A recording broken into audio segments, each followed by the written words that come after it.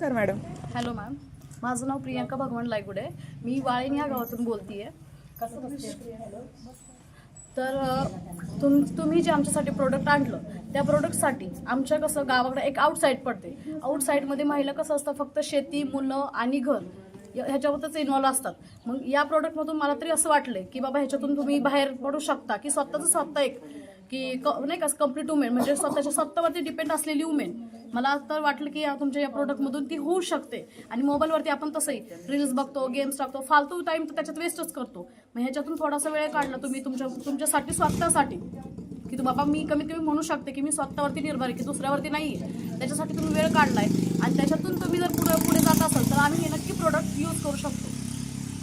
Yes ma'am, thank you ma'am. आणि बिझनेसबद्दल काय वाटलं, म्हणजे तुम्ही याच्यामध्ये जॉईन होत आहे का? ह्याची जी काही रजिस्ट्रेशन अमाऊंट आहे ती खूप जास्त आहे का?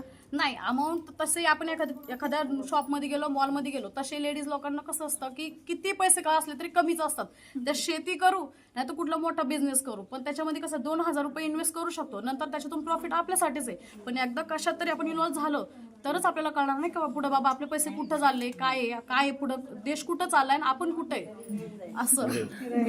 करेक्ट आहे मॅम, थँक्यू सो मच.